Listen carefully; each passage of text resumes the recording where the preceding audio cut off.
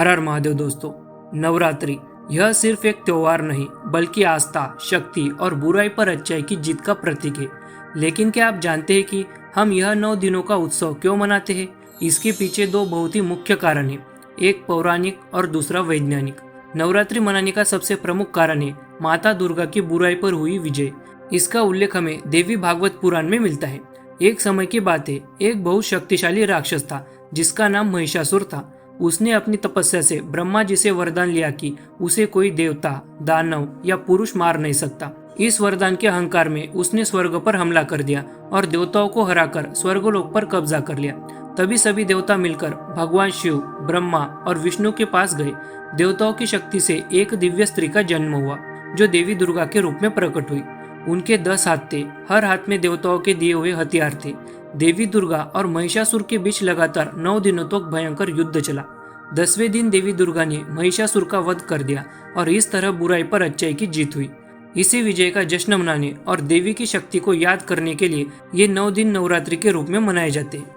नवरात्रि साल में 2 बार आती है, चैत्र नवरात्रि वसंत ऋतु की शुरुआत में और शारदीय नवरात्रि शरद ऋतु की शुरुआत में। इन दोनों समय में मौसम में बड़ा बदलाव होता है जिससे हमारा शरीर और मन कमजोर हो जाते हैं।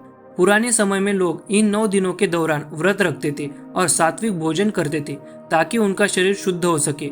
धार्मिक तौर पर उपवास और पूजा पाठ से मन को शांति मिलती है और आध्यात्मिक शक्ति बढ़ती है, जिससे हम मौसम के बदलाव से होने वाली शारीरिक और मानसिक चुनौतियों का सामना कर पाते हैं। दोस्तों, देवी भागवत पुराण में इस व्रत की महिमा का विस्तार से वर्णन है। तो आइए अब जानते हैं कि नवरात्रि में माता दुर्गा की पूजा और व्रत करने की क्या महिमा है। शरद तथा वसंत नामक ये दोनों ऋतुएं संसार में प्राणियों के लिए दुर्गम है। अतएव आत्म कल्याण के इच्छुक व्यक्तियों को बड़े यत्न के साथ यह नवरात्र व्रत करना चाहिए। वसंत तथा शरद दोनों ही ऋतुएं बड़ी भयानक है और मनुष्यों के लिए रोग उत्पन्न करने वाली है। ये सबका विनाश कर देने वाली है। अतएव बुद्धिमान लोगों को शुभ चैत्र तथा आश्विन मास में भक्ति पूर्वक चंडिका देवी का पूजन करना चाहिए। देवी भागवत पुराण के अनुसार वसंत और शरद ऋतु ये दोनों ही मनुष्य के जीवन में एक कठिन पड़ाव लेकर आती है। इस समय प्रकृति में होने वाले बदलाव से हमारा शरीर और मन दोनों प्रभावित होते हैं।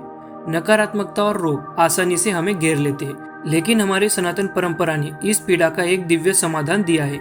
यही कारण है कि इन दोनों ही ऋतुओं में नवरात्रि आती है।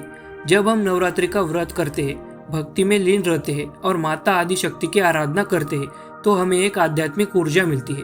यह व्रत सिर्फ एक आध्यात्मिक अनुष्ठान नहीं बल्कि इन सभी शारीरिक और मानसिक कष्टों से मुक्ति पाने का एक माध्यम है। फिर आगे देवी भागवत पुराण में कहा गया है कि ब्राह्मण, क्षत्रिय, वैश्य अथवा शूद्र जो भी भक्ति परायण होकर जगत जननी जगदम्बा की पूजा करता है वह सब प्रकार से सुख का भागी हो जाता है। जो स्त्री अथवा पुरुष भक्ति तत्पर होकर नवरात्र व्रत करता है वह सदा मनोवांछित फल प्राप्त करता है। जो मनुष्य अश्विन शुक्ल पक्ष में इस उत्तम नवरात्र व्रत को श्रद्धा भाव से करता है उसकी सभी मनोकामनाएं पूर्ण हो जाती है। जैसा कि पुराण में बताया गया है, अश्विन मास के शुक्ल पक्ष की प्रतिपदा तिथि से ही नवरात्रि की शुरुआत होती है। इस पावन अवसर पर जो भी भक्त सच्ची श्रद्धा और विधि विधान के साथ माता दुर्गा की पूजा आराधना करता है उस पर माता का विशेष आशीर्वाद बना रहता है। यह पूजा हर कोई कर सकता है क्योंकि माता रानी अपनी कृपा बरसाने में कोई भेद नहीं करती। यह व्रत करने से मनुष्य की समस्त कामनाएं पूर्ण होती है और उसे जीवन के हर क्षेत्र में सफलता मिलती है। तो इस नवरात्रि आप भी माता की भक्ति में लीन होकर उनके आशीर्वाद को प्राप्त करें। इस पृथ्वी लोक में जितने भी प्रकार के व्रत एवं दान है वे इस नवरात्रि व्रत के तुल्य नहीं है, क्योंकि यह व्रत सदा धन धान्य प्रदान करने वाला, सुख तथा संतान की वृद्धि करने वाला, आयु तथा आरोग्य प्रदान करने वाला और स्वर्ग तथा मोक्ष देने वाला है। अतएव विद्या, धन अथवा पुत्र इनमें से मनुष्य जिसकी भी कामना करता हो उसे इस सौभाग्यदायक तथा कल्याणकारी व्रत का विधि पूर्वक अनुष्ठान करना चाहिए।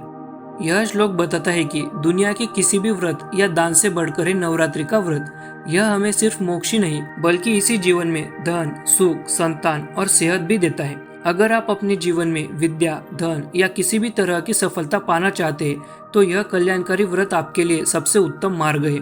तो इस नवरात्रि आप भी पूरी आस्था के साथ माता की पूजा करें, क्योंकि माता रानी की कृपा से आपकी हर कामना जरूर पूरी होगी। समाज में एक गलत धारणा है कि नवरात्रि का व्रत सिर्फ विवाहित महिलाएं या सुहागन स्त्रियां ही कर सकती है, लेकिन देवी भागवत पुराण इस बात को साफ साफ नकारता है और कहता है कि पुरुष अथवा पतिव्रता, साधवा या विधवा स्त्री जो कोई भी भक्ति पूर्वक नवरात्र व्रत करता है वह इस लोक में सुख तथा मनोभिलाषित भोगों को प्राप्त करता है और वह व्रत परायण व्यक्ति देह त्याग होने पर परम दिव्य देवी लोक को प्राप्त करता है। उसे जन्मांतर में देवी जगदम्बा की अविचल भक्ति प्राप्त होती है और उत्तम कुल में जन्म पाकर वह स्वभावतः सदाचारी होता है। यह बहुत ही स्पष्ट रूप से कहा गया है कि चाहे पुरुष हो, विवाहित स्त्री हो या विधवा स्त्री हो, जो भी सच्ची भक्ति और श्रद्धा से नवरात्रि का व्रत करता है उसे माता रानी की कृपा जरूर मिलती है। देवी भागवत पुराण के अनुसार ऐसे भक्तों को इस जीवन में सुख, समृद्धि और हर मनोकामना की पूर्ति होती है और जब वह शरीर त्यागता है तो उसे सीधे माता के परम दिव्य लोक यानी मणिद्वीप की प्राप्ति होती है। यह प्रमाण बताता है कि देवी की भक्ति में कोई भेद नहीं होता। उनका आशीर्वाद पाने का अधिकार हर उस व्यक्ति को है जो सच्चे दिल से उनकी पूजा करता है। यह जानकर आपको और भी आश्चर्य होगा कि नवरात्रि का यह पावन व्रत सिर्फ मनुष्य ही नहीं बल्कि स्वयं देवी देवता भी करते हैं। इसका उल्लेख हमें देवी भागवत पुराण में मिलता है, जहाँ बताया गया है कि सीता के वियोग से अत्यंत दुखित श्री राम ने किष्किंधा पर्वत पर इस व्रत को किया था। सीता की वीरा अग्नि से अत्यधिक संतप्त श्री राम ने उस समय नवरात्र व्रत के विधान से भगवती जगदम्बा की भलीभांति पूजा की थी। इसी व्रत के प्रभाव से उन्होंने महासागर पर सेतु की रचना कर महाबली मंदोदरी पति रावण, कुंभकर्ण और रावण पुत्र मेघनाथ का संहार करके सीता को प्राप्त किया था। विभीषण को लंका का राजा बनाकर पुनः अयोध्या लौटकर उन्होंने निष्कंटक राज्य प्राप्त किया था। इससे यह साबित होता है कि नवरात्रि का व्रत हर मुश्किल पर विजय दिलाता है। जिस प्रकार प्रभु राम ने यह व्रत करके रावण पर विजय प्राप्त की थी, ठीक उसी प्रकार हमें भी यह व्रत करना चाहिए ताकि हम अपने जीवन के हर बाधा और नकारात्मकता पर विजय प्राप्त कर सके। यह बात जानकर आपको बहुत सुकून मिलेगा कि हमारे धर्म में हर स्थिति के लिए समाधान है। कई बार स्वास्थ्य या अन्य कारणों से 9 दिनों का व्रत पूरा करना संभव नहीं हो पाता, तो ऐसे में क्या किया जाए? इसका उत्तर स्वयं देवी भागवत पुराण देता है। इसमें बताया गया है कि पूरे नवरात्र भर उपवास करने में असमर्थ लोगों के लिए 3 दिन का उपवास भी यथोक्त फल प्रदान करने वाला बताया गया है। भक्ति भाव से केवल सप्तमी, अष्टमी और नवमी इन 3 रात्रियों में देवी का पूजन करने से सभी फल सुलभ हो जाते हैं। देखिए, स्वयं देवी भागवत पुराण कहता है कि अगर कोई 9 दिनों तक यह व्रत नहीं कर पाता तो वह केवल 3 दिन सप्तमी, अष्टमी और नवमी को व्रत करके भी पूरे नवरात्रि व्रत का फल प्राप्त कर सकता है। यह प्रमाण बताता है कि माता रानी को आपकी भक्ति और सच्ची आस्था प्यारी है, तो आप अपनी श्रद्धा और सामर्थ्य के अनुसार माता की पूजा और व्रत करें। आपकी भक्ति का फल आपको जरूर मिलेगा। अब तक हमने नवरात्रि व्रत की महिमा और उसके लाभों के बारे में बात की, लेकिन आइए अब जानते हैं कि अगर हम माता के इस दिव्य नवरात्रि व्रत को ना करें तो क्या हो सकता है। जो मनुष्य भगवती की आराधना नहीं करते वे नरक के भागी होते हैं। वे इस लोक में अत्यंत दुखी, विविध व्याधियों से पीड़ित, शत्रुओं द्वारा पराजित, स्त्री पुत्र से हीन, तृष्णाग्रस्त और बुद्धि भ्रष्ट होते हैं। जिस मनुष्य ने दुख तथा संताप का नाश करने वाली, सिद्धियां देने वाली, जगत में सर्वश्रेष्ठ, शाश्वत तथा कल्याण स्वरूपिणी भगवती की उपासना नहीं की, वह इस पृथ्वी तल पर सदा ही अनेक प्रकार के कष्टों से ग्रस्त, दरिद्र तथा शत्रुओं से पीड़ित रहता है। जैसा कि आपने खुद देखा और सुना, नवरात्रि में माता की पूजा और व्रत न करने का परिणाम क्या होता है। यह सिर्फ एक चेतावनी नहीं बल्कि एक सत्य है। ऐसा नहीं कि आपको जबरदस्ती यह व्रत करना है, लेकिन बस इतना सोचिए, जो आदि शक्ति हमारी जननी अपनी संतानों के लिए इतना कुछ करती है, उनके दुखों को हरती है और उनकी हर मनोकामना पूरी करती है, तो क्या हम अपनी उस माँ के लिए सिर्फ कुछ दिन का व्रत नहीं रख सकते? अगर पूरे 9 दिनों का नहीं तो कम से कम 3 दिन का व्रत तो हमें अवश्य रखना चाहिए, क्योंकि अगर हम अपनी माँ के लिए इतना भी न कर पाए तो शायद जीवन का सबसे बड़ा सुख हमें प्राप्त नहीं हो पाएगा और हमारा जीवन अधूरा रह जाएगा।